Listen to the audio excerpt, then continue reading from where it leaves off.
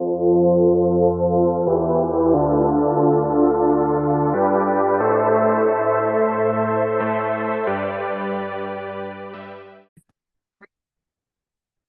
there, it's Stephanie Shea of Jan Spiller Astrology with your January 2025 astrological overview, the first month of the new year.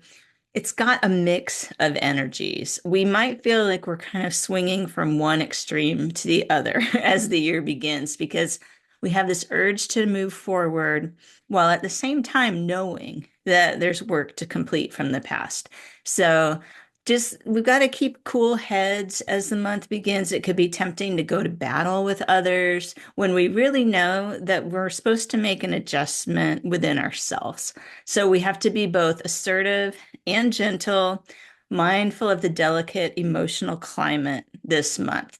I would approach new encounters with the assumption that the other person you're dealing with could use some extra compassion and care. Why is all of this so testy? Well, it's because even though Mercury is moving direct as the year begins, we're still under the influence of Mars retrograde all month, which could create a mood of resistance that obstructs any kind of collaboration.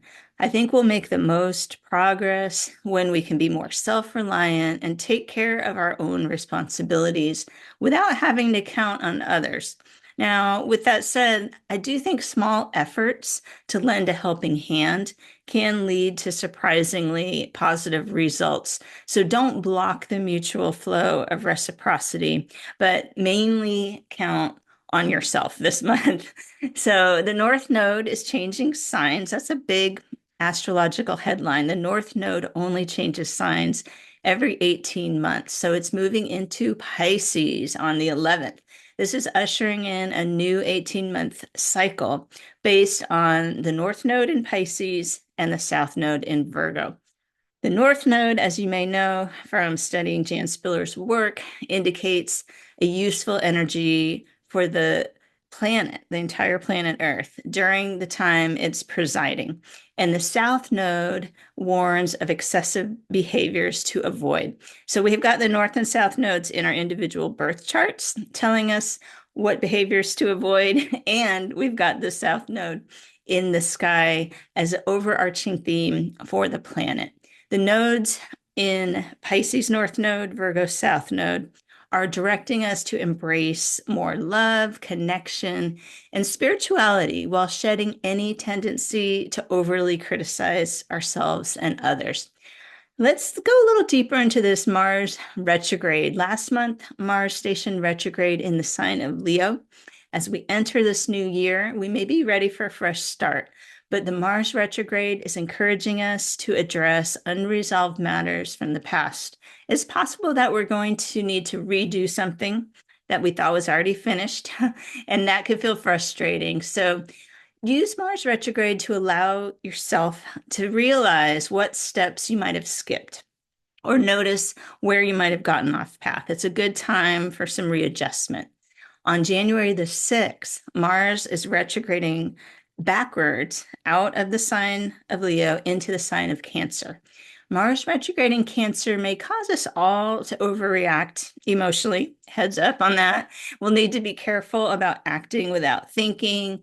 And if something feels upsetting to us, that's our cue to take a time out and consider what we need. When we use the Mars retrograde energy, especially in Cancer, to turn our attention to our own self-care, we're going to be able to resist the urge to confront and blame others. So keep that in mind as you're going through the month. We've got Jupiter, Saturn in a square. This was affect much of 2024. It continues a little bit into 2025, but it's decreasing in intensity as January continues. Both Jupiter and Saturn are planets that spark our desire for accomplishment. So when these two planets are at odds, it can be really difficult to achieve a goal due to internal conflicts or difference in values with those we're working with. We could have the most trouble finding compromise during the first part of the month. So as the month progresses, it could be much easier to find ways to pursue an expansive vision while also staying anchored to previous commitments and responsibilities. I think it would be really wise to hold off on passing judgments or strict rules upon ourselves or others, especially during the first half of January. Like I'm saying, it's definitely not New Year's resolution time. It's more of a time to think about what we need to readjust. We can use the milder astrology as this Jupiter-Saturn square eases up in the second half of the month to work towards a creative vision and research ideas that require attention to detail. We're likely to attract beneficial people into our lives when we're just thinking about what's fair, what's going to be fair to everybody involved. So there's a lot of equality being called for with this astrology. Now, with that North Node I mentioned moving into Pisces, that happens January 11th. So, as you all probably know, Jan Spiller was a pioneer in the field of explaining the astrological significance of the North Node in a way non-astrologers could understand. She felt that the North Node was not only a significant point in a birth chart, but also the sign of the North Node in our present time is an indicator of energies that will flow well for the entire world. So what are we coming out of? The North Node for the past year and a half has been in the sign of Aries, highlighting traits of independence, self-confidence, courage, and leadership. During this time period, we've been supported in developing these facets of our personality, regardless of the North Node sign we were born under. It's like an extra added energy. Once the North Node moves into Pisces, we're going to feel this new energy calling us to integrate more compassion, sensitivity, and spiritual connection into our lives. Even if the rest of our birth chart astrology generally indicates us to be more logical, for example, in the next year and a half, we're going to benefit from listening to our intuition. So you have to do a little bit of blending when you're working with the current astrology and your own astrological chart. You don't want to go too far into the extremes, especially let's say you're a person who had a Pisces South Node, and now the North Node is in Pisces. You're thinking, well, I don't want to overdo sensitivity because I think that's what I'm working through. I'm trying to be more pragmatic and not take everything so personally. This is true, but you may find that some of your South Node gifts are being accentuated and that your intuition becomes stronger in a helpful way. So don't worry if you have a Pisces South Node and you see the North Node moving into Pisces.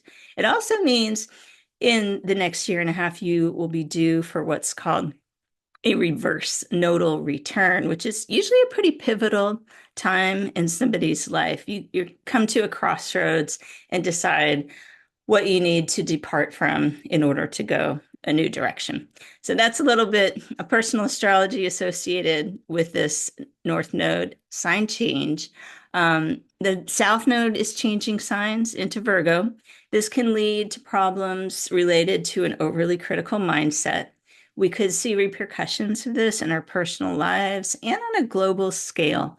Avoid perfectionistic thinking that could be used to divide or isolate groups who are not seen as, quote, good enough, right? We're not looking for, who makes the cut, who doesn't. We're kind of trying to cultivate more unity and oneness under Pisces North Node, but that Virgo South Node can bring out that tendency to nitpick. So keep that in mind as we move forward this month. The full moon is going to be on January 13th at 24 degrees of Cancer. So anyone whose birthday is around July 17th of any year could be feeling the emotional intensity of this full moon more so than other people. But I think everybody under a full moon in Cancer could feel susceptible to taking things personally and overreacting if something upsets them. So issues could arise between family members. It's really important to mark that date, January 13th of the full moon, and plan for important discussions a day or two after the full moon. The energy will calm. At the core of any conflict that may arise around this time will be the desire for security. So use this full moon to reflect on what you need to feel safe and how you can create that sense of security and peace within yourself. Yeah, I think people won't really like what they see necessarily. That's the other thing. Cancer full moons can highlight events that have been coming to a head. Something that's been hidden becomes revealed. But think about it this way, even if you don't like the truth that's uncovered, you might feel reassured in the knowledge that now you fully understand your circumstances. So, because this full moon is opposing the sun in Capricorn, realizations about authority figures or powerful entities are definitely up for review. Now, Mercury is moving direct. This is something we have going for us this month. It'll support us in clear thinking and practical planning. The days between January 1st and 7th, while Mercury is in Sagittarius, is really the best part of the month for big picture visioning and exploring new ideas. Between the 8th and the 26th of January, Mercury will be in Capricorn and will be supported in our efforts to stay on task and work slowly towards a long-term goal. We may discover some important practical details to address regarding anything we began thinking about as the month began. Now, on January 27th, Mercury moves into Aquarius. This can help us combine our brain power with others and come up with some inventive solutions. Projects that require cooperation and group efforts are especially supported as the month is closing. Objectivity will help to combat impulsive and overly emotional responses at this time. So I'm seeing Mercury in Aquarius as the antidote to some of the overly emotional Cancer full moon, Mars retrograding Cancer energy. Here comes Mercury in Aquarius that can help us get back into our logical minds, look at the facts, think, what's really happening here? Is this really worth getting so worked up over?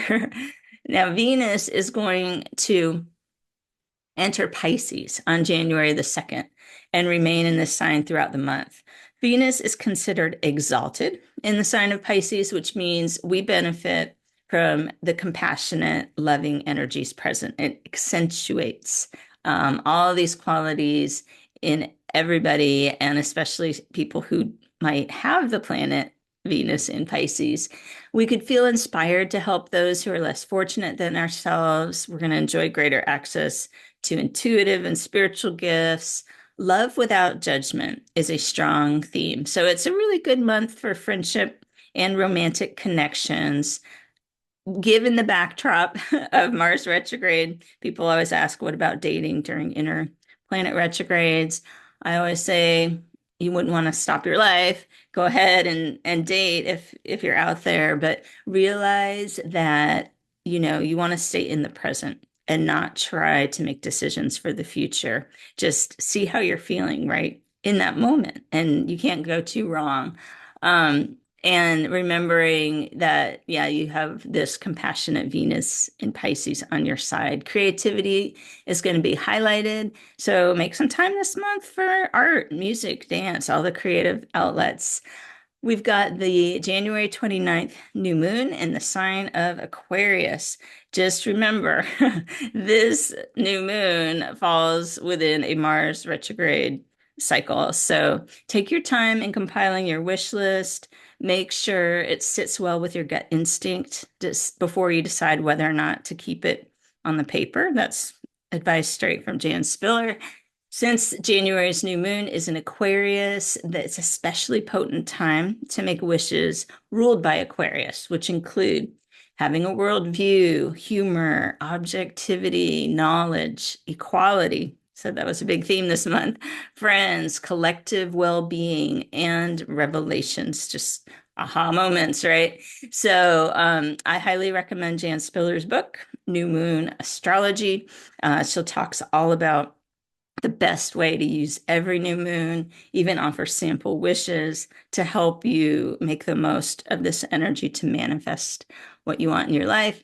And speaking of new moons, I will be talking about them on January the 4th. So in the comments of this video, I'm going to go ahead and put a link to a special webinar I'll be co-hosting, and it will be all about moon magic and manifestation for 2025. I hope you have a wonderful month of January, and I look forward to giving your forecast the whole year through.